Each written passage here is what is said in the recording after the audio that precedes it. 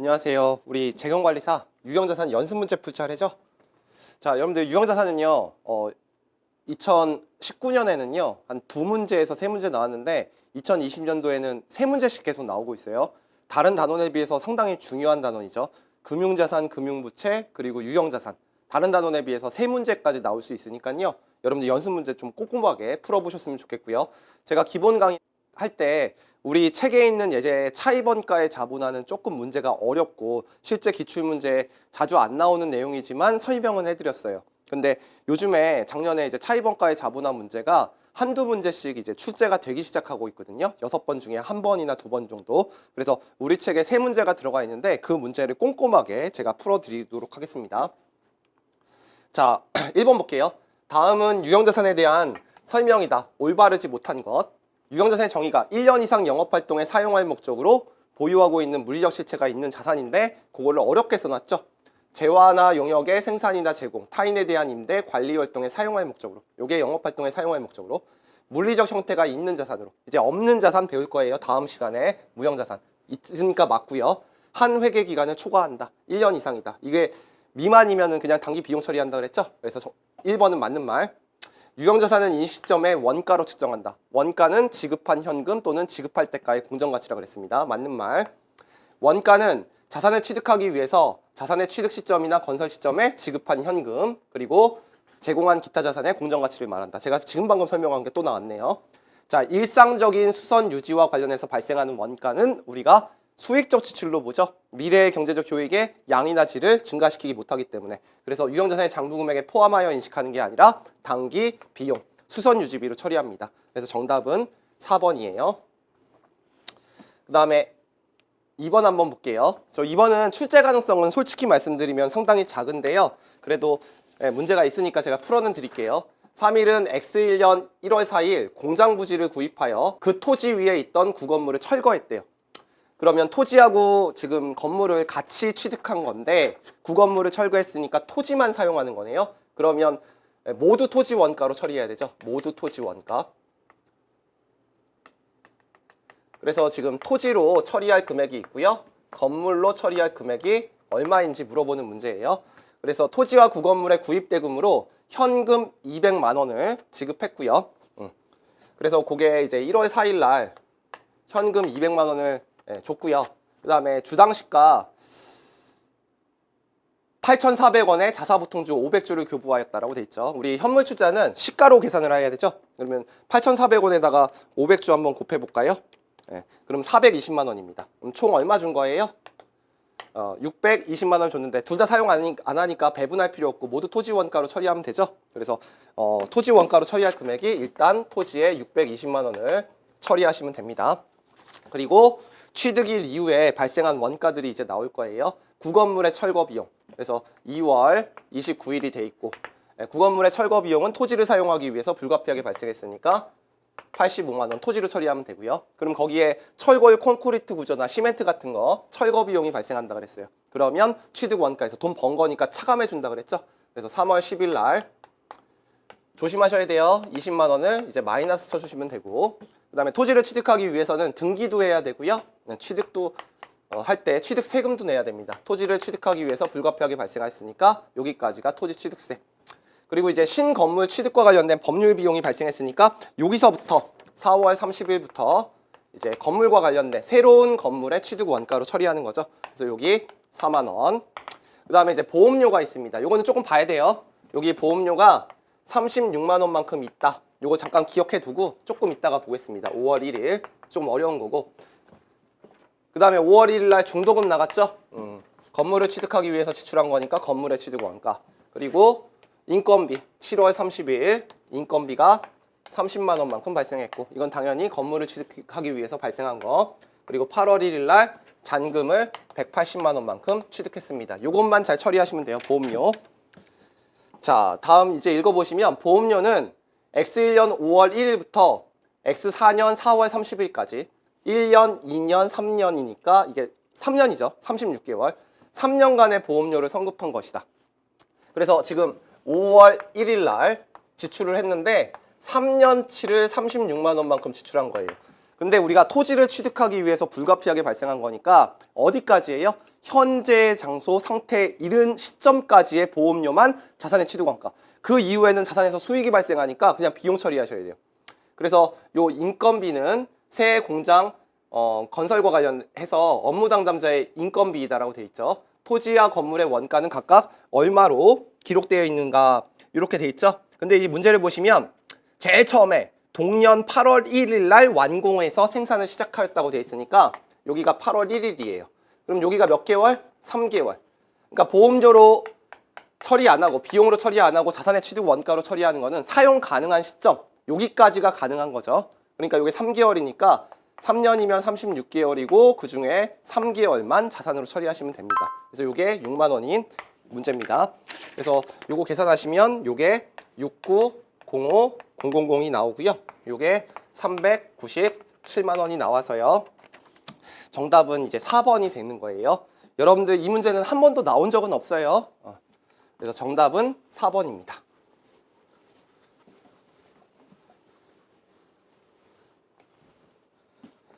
자, 그 다음에 회사가 지방자치단체 등으로부터 수령한 정부보조금과 관련된 설명으로 올바르지 않은 것은 말문제네요. 정부보조금.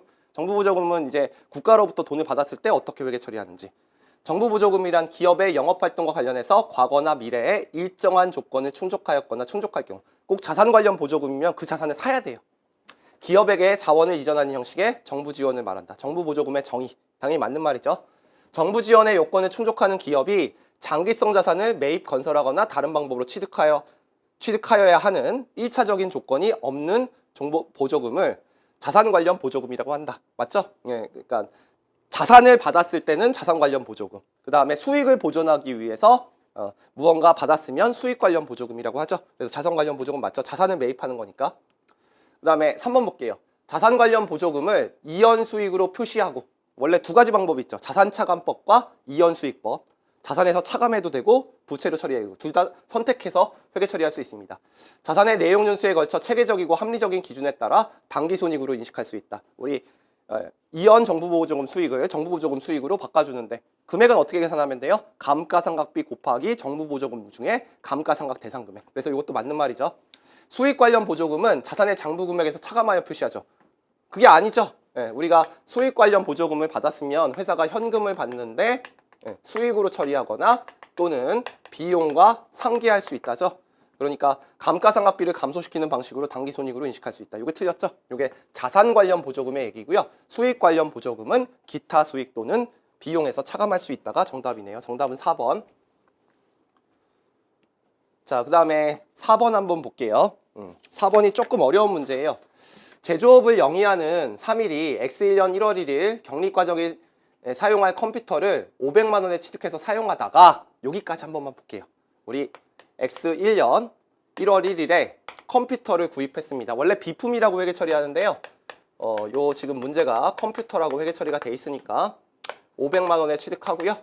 그 다음에 현금 500만 원에 취득했다고 가정할게요. 그러면 X1년 1월 1일부터 X1년 12월 31일까지 우리가 감가상각을 했을 거고 지금 X2년 7월 1일에 처분했으니까 기중에 처분한 거예요. 절대 잊지 말아야 될 단어. 자, 유형자산을 장부에서 삭제하는 절차를 제거라고 했고요. 제거는 처분입니다. 선상각 후처분이에요. 그래서 다음과 같이 50만 원의 처분이익을 계상했는데 내용 연수가 5년이고 잔존가액이 0이에요. 그러면 감가상각 대상 금액은 500만 원에서 빵을 빼면 500 나누기 5 해주면 1년에 100만 원을 감가상각하고요. 다음 연도는 100만 원에다가 12분의 6을 곱해야 되니까 50만 원이 이렇게 나오는 거죠. 그러니까 150만 원을 감가상각 했어야 돼요. 그러니까 X1년 12월 31일 날 감가비 100만 원 감가상각 누계액 100만 원 분계를 하시고 X2년 6월 30일 날 잊지 말아야 될 거 기중에 팔면 선상각 후처분 꼭 감가비 분계를요 50만 원 하신 다음에 감가상각 누계액 50만 원 분계를 하신 다음에 우리가 처분 분계를 하셔야 돼요. 근데 회사가 현금 얼마 주고 팔았냐면 350 주고 팔았잖아요. 그리고 컴퓨터는 총액으로 돼 있으니까 컴퓨터 500이라고 돼 있고요. 감가상각 누계액이 요 100만 원 했으면 여러분들 틀리는 거예요. 두 번 감가상각, 선상각을 해줘서 150만 원으로 바뀌었으니까 150만 원 쓴 다음에 대차 차익으로 처분 손익을 구해야 되는데 처분 손익이 없는 거죠. 그렇죠? 원래 이게 맞는 회계 처리. 그래서 지금 이게 정확한 회계 처리입니다. 근데 이제 회사가 어떤 삽질을 했냐면 현금 350원, 컴퓨터 500, 감가상각 누계액을 200이라고 잡았어요. 그러니까 회사는 지금 저기 자료를 보시면 350, 컴퓨터 500, 그리고 감누액을 200으로 잡았으니까 이게 처분이익이 50만 원 잡혀 있잖아요. 그러니까 기준분계를 잘못한 거죠. 요거 1년치 한 거죠. 월할 상각을 안 하고 요거에 100만 원, 감누액 100만 원 요렇게 잡았기 때문에 요 위에 거는 회계 처리 동일할 거고 요거는 동일할 거고 됐죠? 그래서 회사가 요렇게 했으니까 지금 요게 회사 측 회계 처리의 삽질입니다. 네, 요걸 가지고 문제를 풀라는 문제죠. 자, 뭐라고 되어 있냐면 회사는 처분한 전기말 재무상태표상 장부금액과 당기 중 처분가액의 차액을 처분이익으로 계상하였으므로 회사의 회계 처리는 적정합니다. 잘못했죠? 네, 감가상각비 잘못했으니까 처분이익이 0 나와야 되는데 나왔으니까 이거 잘못된 거. 그 다음에 회사는 당기분 6개월분의 감가상각비 50만 원을 계상하지 않았죠. 네, 100만 원을 계상했죠. 그래서 당기순이익이 50만 원만큼 과대 계상되어 있습니다. 이건 또 잘못됐어요. 자, 이렇게 X 2년 분계는 여기서부터 여기까지죠. 그러면 얘는 마이너스 50만 원만 수익비용 항목이에요. 근데 얘는 마이너스 100만 원을 잡고 다시 처분이익 50만 원을 잡았으니까 당기순이익은 동일한 거예요. 근데 계정 과목이 지금 배분이 잘못되어 있는 거죠. 그래서 과대되어 있습니다가 아니라 당기순이익은 맞아요. 그러니까 이것도 틀렸고.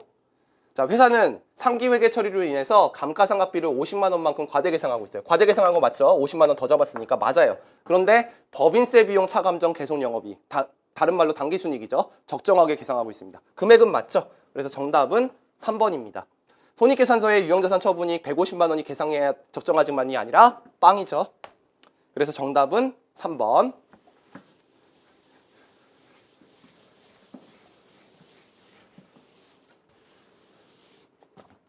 다음 문제 한번 보겠습니다. 자, 5번을 보시면요. 유형자산의 손상과 관련된 얘기네요. 5번. 다음은 3일이 사용 중인 기계장치와 관련된 내용인데요. 결산 시 아래와 같은 사실이 추정되는 경우에 유형자산 손상차손으로 인식해야 될 금액은 얼마인가 라고 물어봤어요. 우리 유형자산 손상차손은요. 장부금액에서 회수가능액을 빼주면 된다 그랬어요. 요건 기억하시죠? 네, 그리고 회수가능액은 둘 중에 큰 금액, 순, 공정가치와 사용가치 둘 중에 큰 금액이라고 그랬어요. 요 맥스만 잘 아시면 되는 문제고요. 우리 유형자산의 장부금액은 취득 원가에서 감가상각 누계액을 빼준 걸 말합니다. 그래서 취득 원가가 1억이라고 돼 있고요. 감가상각 누계액이 2천이라고 돼 있으니까 8천이 우리 장부금액이라는 거 알고 순공정가치가 3천이라고 돼 있고요. 사용가치가 2,500이라고 돼 있고 둘 중에 큰 금액이니까 회수가능액이 3천. 그래서 3천을 빼주시면 손상차손은 5천만 원만큼 인식되는 문제. 예, 자주 나와요, 요거. 예, 정말 자주 나옵니다. 숫자는 계속 바뀌어요. 그래서 정답은 4번입니다. 요 문제는 별표 쳐놓고요. 아마 숫자 바꿔서 나올 거예요. 그 다음에 6번 한번 보겠습니다. 전기기기 제조업을 영위하는 주 3일은 당기 중 신제품 A 출시를 위해서 필요한 유형자산 B를 취득했는데 이와 관련한 지출 항목이 다음과 같다고 할 때 유형자산 B의 취득원가로 계상될 금액은 얼마인가? 유형자산의 취득원가는 구입가격에 구입과 직접 관련된 원가 6가지를 가산하고 복구원가 더해주시면 된다 그랬어요. 그래서 이 금액이 자산의 취득원가로 처리될지 말지에 대해서만 여러분들이 판단할 수 있으면 풀 수 있는 문제입니다. 자, 계산 안 해주고 여러분들한테 이거 동그라미 쳐놓을 테니까 여러분들이 계산하시면 되죠. 매입가격 당연히 들어가야 됩니다. 내 구입가격이니까. 그리고 운송비는 자산을 취득할 때까지 불가피하게 발생한 직접 관련된 원가에 들어가죠. 그리고 유형자산은 이게 5억짜리 유형자산도 있거든요. 그러면 조립하는데 2개월, 3개월 걸리는 유형자산도 있어요. 그러면 현재의 장소 상태에 이르게 하는데 직접 관련된 원가, 조립원가 포함될 수 있다 그랬죠. 이것도 자산. 그다음에 신제품 A를 시장에 소개하기 위한 광고. 요거 광고는 미래의 경제적 효익이 불분명하기 때문에 자산으로 인식하지 않는다 그랬습니다. 광고 선전비 그리고 교육 훈련비 두 가지. 그리고 정상적인 가동 여부를 확인하는데 소요되는 원가. 이건 당연히 자산을 취득하는데 불가피하게 발생한 비용이니까 더해줘야겠죠. 그 다음에 유형자산 B에 관리 업무를 담당하는 직원에 대한 급여. 이것도 문제 잘 읽으셔야 돼요. 직접 유형자산 취득하는데 관련된 직원의 인건비는 포함시켜야 됩니다. 근데 이건 관리 업무니까 이 직원이 이 일도 하고 이 일도 하고 이 일도 하고 이 일도 한다는 거죠. 그러면 급여를 배분하기가 쉽지가 않으니까 관리 간접 원가는 비용 처리합니다. 그래서 하나, 둘, 셋, 네 개 더해주면 1억 1천만 원인가요? 1억 1천만 원. 정답은 3번이에요. 최근의 기출 문제예요. 자, 그 다음에 이제 7번 한번 보겠습니다. 자, 7번은 어떤 문제냐면 우리 차입원가의 자본화와 관련된 문제예요. 차입원가의 자본화. 자, 7번 보시면 3일은 X1년 1월 1일에 임직원 연수동에 건설을 착공했고요. 회사가 X1년 중 연수동의 신축과 관련하여 지출한 금액이 다음과 같고 완공 시까지는 3년이 소요될 예정이라고 돼 있어서 여러분들한테 지금 연평균 지출액을 구하기 위한 자료가 주어져 있습니다. 여러분들 그냥 요거 연평균 지출액이 얼마인가 이런 단순한 문제도 나와요. 우리 차입원가의 자본화는 우리 이자율이 다 연 단위로 되어 있기 때문에 연이자율로 환산하기 때문에 연평균 지출액을 구하는 게 1순위. 그래서 연평균 지출액을 먼저 계산하셔야 됩니다. 그러면 1천만 원이 있는데 요건 1년 다 썼죠. 1월 1일이니까. 그래서 12분의 12 안 곱해줘도 되는데 여러분들 실수할까봐 제가 써주는 거고, 두 번째 800만 원은 7월 1일부터니까 6개월입니다. 12분의 6. 그리고 900만 원은 제가 어저께 요 문제 풀어보다가 12분의 3 곱했거든요. 9, 10, 11, 12. 12분의 4네요. 됐죠? 그러면 요 금액을 먼저 계산할 수 있어요. 그래서 요 금액 계산하시면 요게 1,700만 원이 나옵니다. 그 다음에 이제 두 번째, 차입금의 현황이 다음과 같아요. 그래서 원래 특정 차입금 하나, 그 다음에 일반 차입금 두 개가 나오는데 일반 차입금이 한 개밖에 없죠. 그러면 가중평균 차입이자율을 구할 필요가 있어요, 없어요? 없죠. 그래서 우리가 자본화이자율을 이미 알고 있어요. 자본화이자율 몇 프로라고 되어 있냐면 8%니까 평균을 낼 필요가 없으니까, 이게 시간이 많이 부족하다 보니까 이거 준 거랑 다름없어요. 근데 이렇게 풀면 안 돼요. 하나가 있더라도 여러분들이 꼭 분자 분모의 금액을 계산하시는 게 좋아요. 왜 그러냐? 요게 2천만 원이죠. 그리고 6개월만 있었죠. X1년도 지금 구하는 건데 6개월만 있었으니까 요 금액은 이렇게 구한 거예요. 2천만 원 곱하기 연평균 단위로 환산하는 거니까 12분의 6. 그리고 2천만 원 곱하기 12분의 6에다가 8%를 곱해준 겁니다. 그러면 이제 분자 분모의 금액이 계산이 되는데 요게 1천만 원이 되고 요게 80만 원이 되는데 이 금액을 계산해 놓는 게 좋죠. 요게 뭐예요? 요거 이상으로 쓰면 자기 자본 쓴 거니까 차입원가 자본화 하실 때 일반 차입금의 한도로 쓰이는 거죠. 그래야지 계산을 두 번 안 하시니까 요거 한도를 써놓고 문제를 푸시는 게 좋고, 그 다음에 세 번째, 차입원가의 자본화 할 금액을 계산하셔야 되는데 두 개로 나누는 거죠. 하나는 특정 차입금, 그리고 두 번째는 특정 차입금 다 쓰고 일반 차입금 썼다고 가정하는 거죠. 특정 차입금은 800만 원이고요. 1년 내내 있었습니다. 800만 원 곱하기 12분의 12. 1월 1일부터 빌렸으니까 1년 내내. 그래서 요거 8% 하시면 요게 10%군요. 10% 하시면 여기 다시 10% 죄송합니다. 그러면 요 금액이 80만 원이 나와요. 됐죠? 그러면 연평균 지출액 1,700만 원 중에서 특정 차입금 뺀 것만큼이 일반 차입금을 썼다고 가정하는 거죠. 근데 특정 차입금은 이게 꼭 12개월을 안 쓸 수도 있잖아요. 그래서 제가 지금 표시한 거 그대로 빼주시면 되죠. 이게 연 단위로 환산했으니까 특정 차입금도 연 단위로 환산. 그런 다음에 아까 구해놓은 8%를 여기다 쓰시면 금액이 얼마 나오냐? 72만 원이 나오는데 그냥 답을 쓰시면 안 돼요. 요 한도가 있어서 한도 미친지를 확인해야 되죠. 만약에 이게 92만 원이다. 그럼 한도에 걸리니까 80을 쓰셔야 되고, 72만 원이니까 한도에 안 걸리네. 그래서 1,520만 원이 되는 문제입니다. 여러분들 이 문제가 실제 기출문제로 나올 가능성은 조금 적어요. 여러분들 시간이 거의 1분 한 30초에 한 문제이기 때문에 시간이 많이 걸리는 거죠. 근데 이 문제 중에서 요것만 따로 물어보거나 요것만 따로 보는 문제가 나오니까 이 문제를 풀어보시면 다른 문제들을 아주 쉽게 풀 수 있습니다. 됐죠? 자, 정답은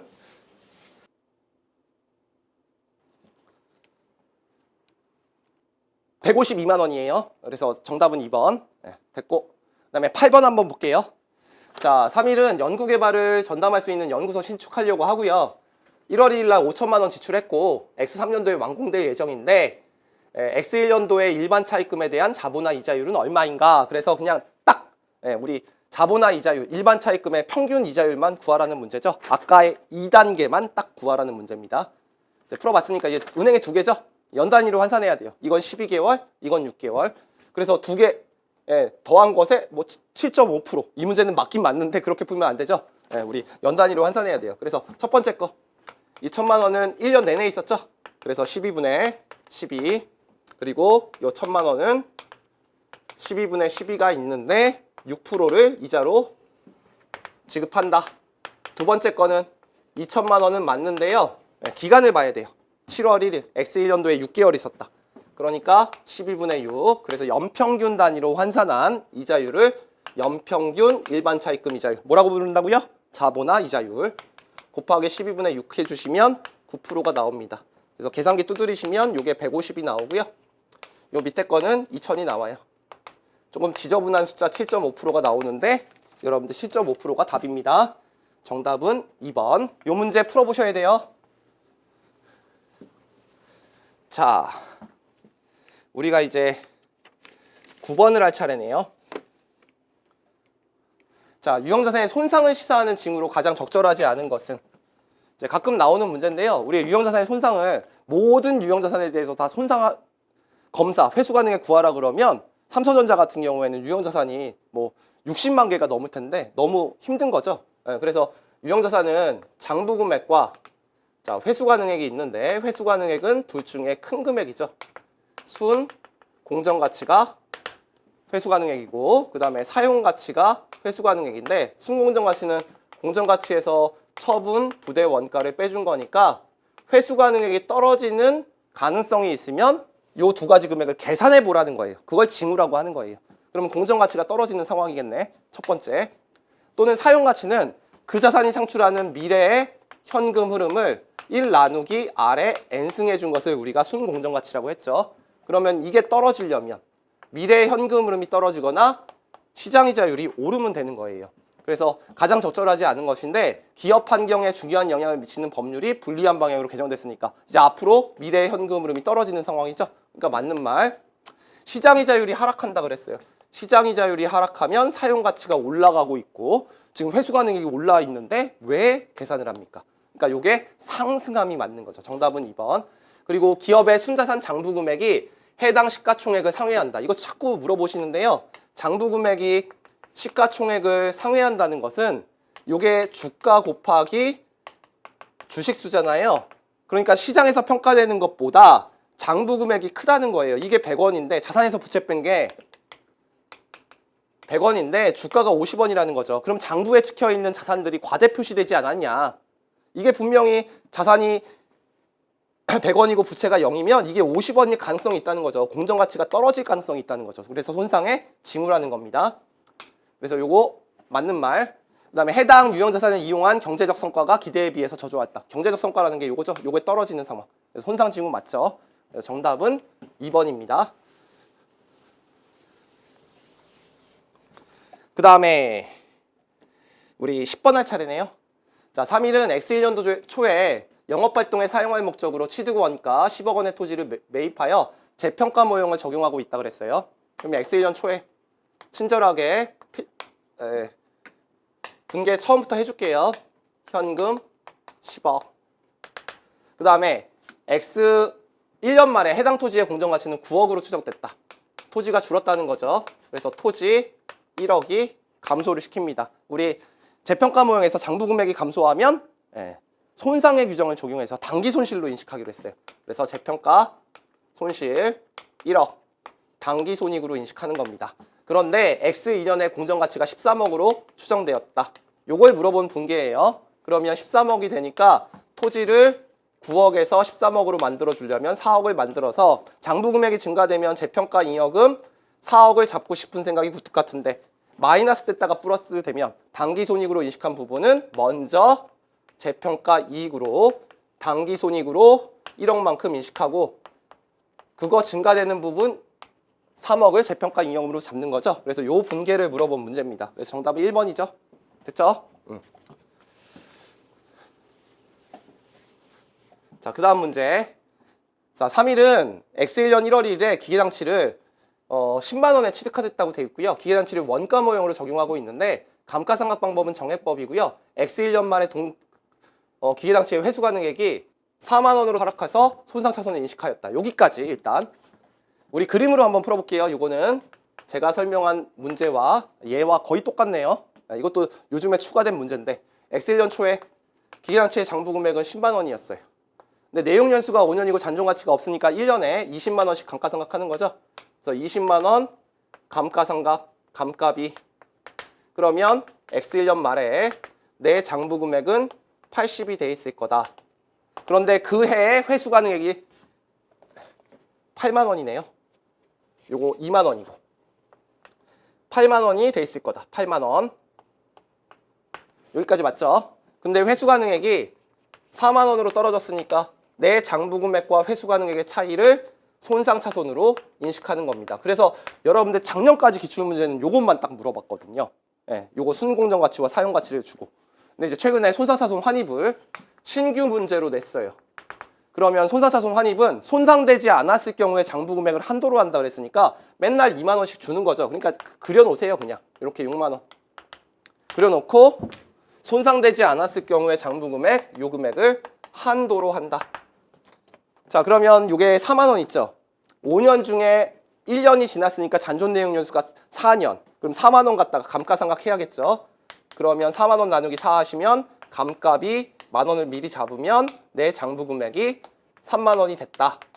그리고 X2년 말에 이제 어떤 일이 발생하냐면 회수 가능액이 8만 원으로 증가가 됐을 때 여기서부터 여기까지 환입을 잡을 것인가, 여기까지만 잡을 것인가. 지금 우리는 원가 모형의 손상을 배우고 있기 때문에 이걸로 평가하면 재평가 모형이 됩니다. 그래서 이게 아니라 손상되지 않았을 경우에 장부 금액을 한도로 하기 때문에 손상차손 환입은 3만 원이 되는 거예요.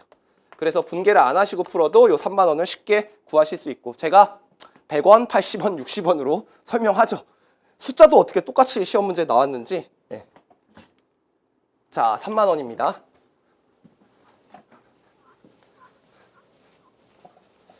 자, 이 문제는 최근에 이제 기출 문제 중에서 신규 문제예요.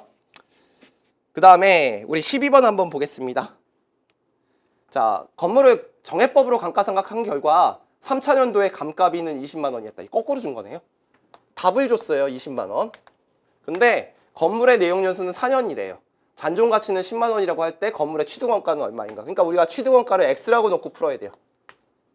요거를 취득 원가라고 놓으시고요. 잔존 가치가 10만 원이니까 10만 원 빼주시고, 원가 모형으로 수석 측정하고 있고 잔존 가치의 변동은 없고요.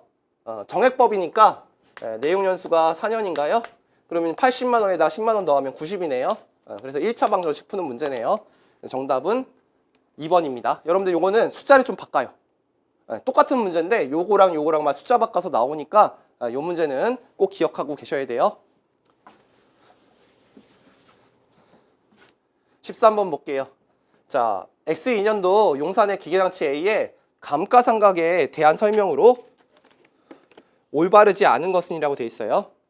그래서 뭐 이거는 그냥 한번 읽어보세요. X1년도에 회사 설립했고 A 구입했고 10년 사용할 것으로 예상했고 매년 균등할 것이라고 판단해서 정액법으로 감가상각했는데 성장 추세가 빨라서 X2년도 생산량의 80% 이상이 늘어나서 또 100% 이상이 늘어나서 빠르게 성장한다. 그래서 내용 연수를 조금 변경했다. 그래서 회사는 소비되는 형태를 보다 잘 반영하기 위해서 생산량 비례법으로 변경하고자 한다. 지금 정액법에서 생산량 비례법으로 감가상각 방법을 변경하는 거예요. 여러분들 요거는 사실 유형자산 문제에 기출문제를 넣어놨는데 사실은 회계 변경과 오류 수정을 배우시면 보다 더 이해가 잘 가니까 처음 공부하시는 분들 1회독 하실 때 혹시 이 문제가 이해가 안 가시더라도 괜찮아요. 제 수업 끝까지 다 듣고 나서 두 번째 문제 풀 때는 당연히 이해가 가요. 자, 용사는 자산의 미래의 경제적 효익이 소비되는 행태를 반영해서 감가상각 방법을 결정해야 된다. 맞죠? 예.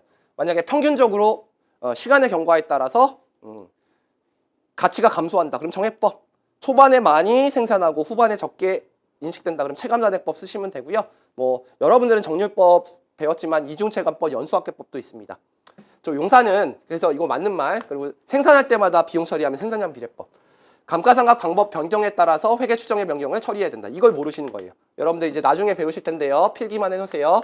내용 연수의 변경, 예. 그 다음에 감가상각 방법의 변경, 그리고 잔존 가치의 변경은요, 회계 추정의 변경으로 봅니다. 그래서 회계 추정의 변경은요, 과거의 재무제표를 수정하지 않고 앞으로 처리해요. 그래서 전진법을 적용합니다. 그래서 이것도 맞는 말 뒤에서 배우실 거예요.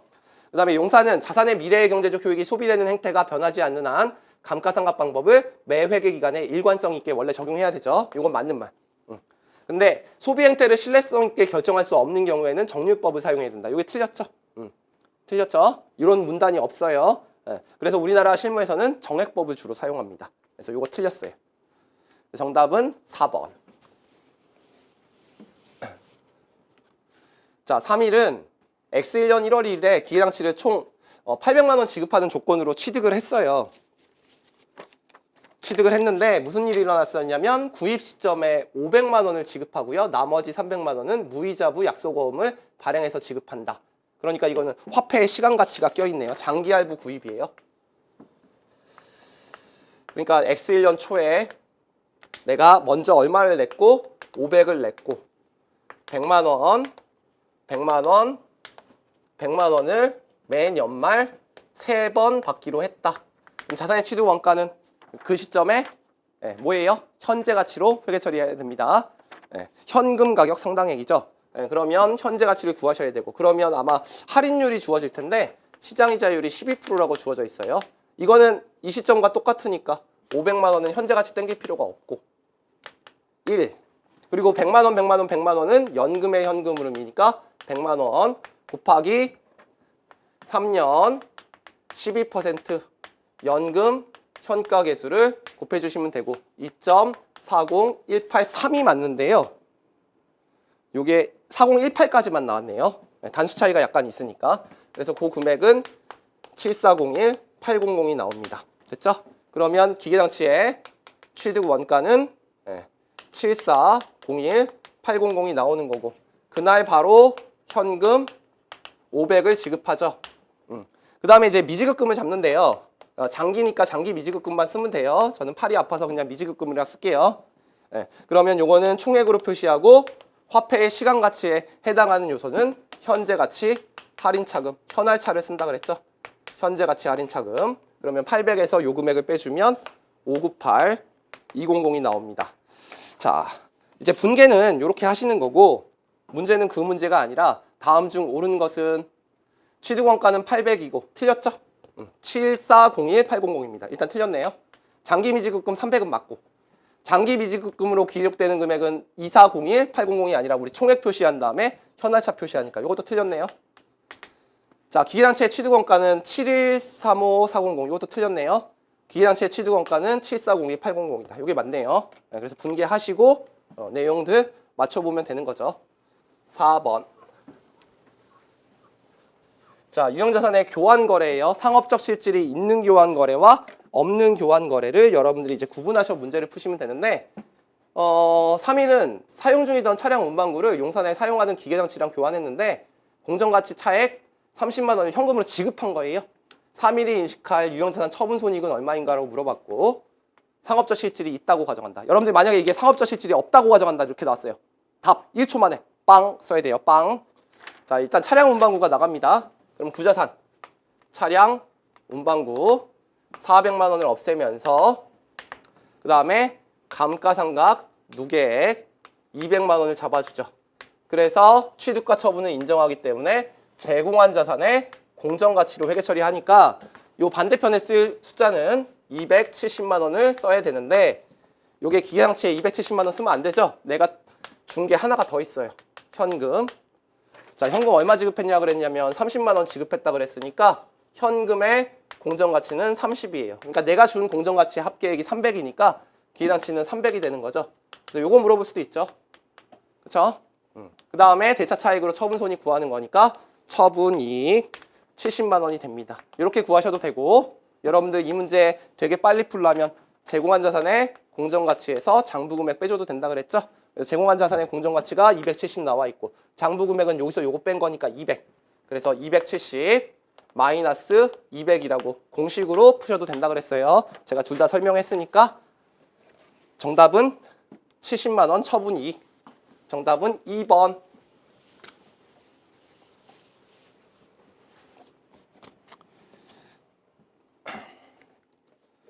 자, 이제 다음 문제 16번이네요. 유형자산의 재평가 모형과 관련된 회계처리입니다. 재평가는 보고기간 말에 자산의 장부금액이 공정가치와 중요하게 차이가 나지 않도록 주기적으로 수행해야 된다. 맞죠? 이게 돈이 들기 때문에 매 연말이 아니라 그랬습니다.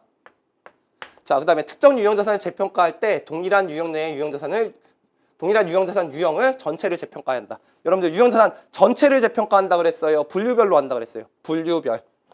그래서 이 분류별이라는 말을 이번에 기준서가 유형별이라고 바꿔놨으니까 똑같은 용어라는 거 아셔야 돼요. 좀 기준서가 옛날에 분류별이 더 쉬웠던 것 같은데 그래서 토지하고 건물은 재평가 모형, 나머지는 원가 모형 선택할 수 있다 그랬어요. 그래서 이것도 맞는 말. 용어를 바꾼 거예요. 용어를. 그 다음에 자산의 장부금액이 재평가로 인하여 증가된 경우 그러면 기타 포괄손익으로 인식한다 그랬죠. 원칙적으로 그 평가액은 당기손익으로 인식한다. 틀렸네요. 재평가 잉여금 기타 포괄손익으로 인식한다. 감소한 경우에는 손상의 규정을 적용해서 재평가 손실 인식한다. 그래서 위로 올라갈 때랑 아래로 내려갈 때 인식이 다르게 인식되고 있죠. 논리는 안 맞지만 제가 그 이유에 대해서 설명했습니다. 정답은 3번. 17번 한번 보겠습니다. 유형자산의 인식에 관한 설명으로 가장 옳은 것은이라고 되어 있어요. 안전 환경상의 이유로 취득하는 유형자산은 직접적으로 미래의 경제적 효익을 기대할 수 없으므로 자산을 인식할 수 없다. 틀렸죠? 다른 자산의 미래 경제적 효익을 증가시키죠. 공장에 굴뚝이 있는데 굴뚝에 공해 여과 장치를 처리하지 못하면 공장 자체를 돌릴 수 없어요. 그렇지만 다른 자산들이 기계장치가 막 물건을 만들어서 팔기 때문에 다른 자산의 미래의 경제적 효익을 증가시킴으로 자산으로 인식할 수 있다고 했습니다. 틀린 거. 자, 일상적인 수선 유지와 관련해서 발생하는 후속적인 원가는 해당 자산의 장부금액에 포함하는 게 아니라 미래의 경제적 효익의 양이나 질을 증가시킬 수 없기 때문에 수선비로 바로 비용 처리하는 수익적 지출입니다. 사용 중이던 유형자산의 일부가 대체될 때 발생하는 원가는 항상 수선비로 인식한다. 이거 틀렸죠? 네. 일부가 대체될 때 발생하는 원가는 항상 수선비로 처리하는 게 아니라요. 요 일부가 대체될 때 어떻게 해요? 과거에 있던 원가를 처분한 걸로 봐서 처분 손실로 처리하고 그 다음에 대체되는 금액은 자산의 장부 금액에 합쳐져야 됩니다. 그래서 이것도 틀렸죠. 자, 정기적인 종합검사 과정에서 발생하는 원가가 인식기준을 충족한다면 해당 유형자산의 일부가 대체되는 것으로 본다. 그게 맞죠? 그래서 여러분들 종합검사를 3년에 한 번씩 해요. 근데 300원씩 지출했어. 그럼 자산의 취득원가로 300원씩 지출한 다음에 더해준 다음에 100원씩 감가상각비를 통해서 비용 처리하면 되고요. 또 300원이 지출돼. 그럼 자산의 취득원가로 처리하고 100원, 100원, 100원씩 비용 처리하면 됩니다. 그래서 정답은 4번이에요. 18번 볼게요.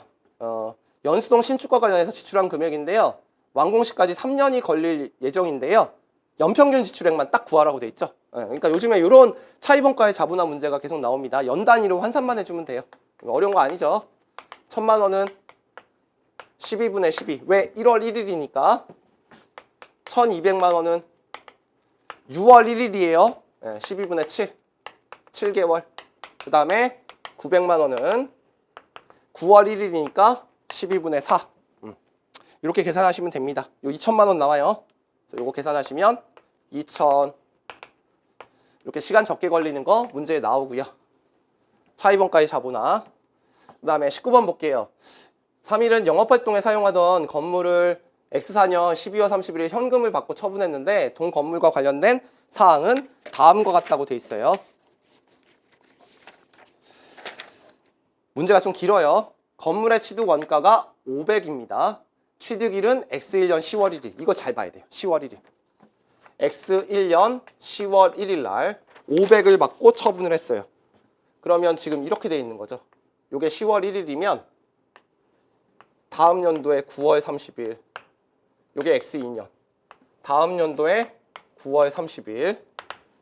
그 다음 연도에 또 9월 30일. 우리가 결산일은 12월 30일이니까 이게 X3년, X4년이에요.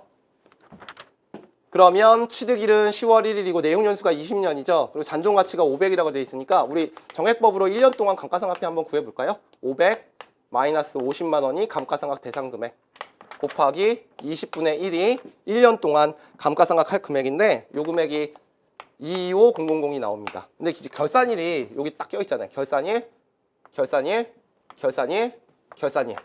그러면 여기서부터 여기까지가 2250000. 여기서부터 여기까지가 2250000. 여기서부터 여기까지가 2250000. 이렇게 감가상각 일단 한 거죠. 그런 다음에 이제 토지가 있었는데 토지는 감가상각 안 하니까 상관없는 거고요. 처분 금액은 700만 원에 처분을 했습니다. 그러면 여러분들이 현금 700만 원에 처분한 건 알고 있는 금액이고 X4년도에 3일이 토지의 건물 처분에 대한 것으로 가장 옳은 것은이라고 되어 있는데요. 우리가 처분을 한 시점이 12월 31일이니까 제가 선상각 후처분이라고 그랬죠. 여기 감가상각을 또 해줘야 돼요. 여기까지. 그러면 요거 금액은 25000에 10, 11, 10이니까 3개월 치죠. 그래서 요 금액을 계산하셔야 되고 요 금액이 마이너스 56250이 나옵니다. 그래서 지저분한 숫자가 나오죠. 여태까지 감가상각을 한 금액이 이거 더한 금액이다. 그래서 우리가 일단 건물은 총액으로는 500만 원이 찍혀 있는데 감가상각 누계액을 구하셔야 돼요. 이거 더한 금액으로. 그러면 요게 731500이 나오고요. 그다음에 토지는 감가상각 안 하니까 토지는 300만 원이고 이쪽이 더 크면 처분이 이쪽이 더 크면 이쪽이 더 작으면 처분 손실. 그래서 처분 손실이죠. 268750이 나옵니다. 요 분계를 할 수 있느냐 없느냐를 물어본 거예요. 그래서 기중처분과 관련된 문제입니다. 그래서 정답이 1번 제 분계랑 정확하게 일치하죠. 자, 회사가 이제 재평가 모형으로 무언가를 하고 있었대요. 근데 단기 중에 토지의 공정가치가 2억 원 증가됐대요. 이러한 재평가로 인해서 재무상태표에 미치는 영향으로 가장 옳지 않은 것은 이라고 돼 있죠. 그럼 분계 이렇게 했을 거예요. 토지 2억, 재평가 잉여금 2억인데요. 이 재평가 잉여금은 기타 포괄손익으로 인식한 다음에 BS에 기타 포괄손익 누계액 자본으로 잡혀 있을 거다. 자, 요 분계를 했을 때 재무상태표에 미치는 영향. 자, 그러면 토지가 증가됐죠. 토지는 비유동자산이니까 이게 증가되는 거고 기타 포괄손익 누계액이 증가됐으니까 자본이 증가되는 상황입니다. 그래서 요건 맞네요. 비유동자산의 증가 그리고 자본의 증가. 요건 맞아요. 부채에는 변동이 없죠. 요 분계에 부채가 없잖아요.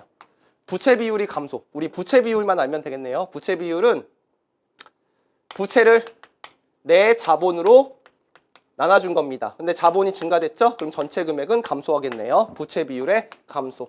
정답은 4번입니다.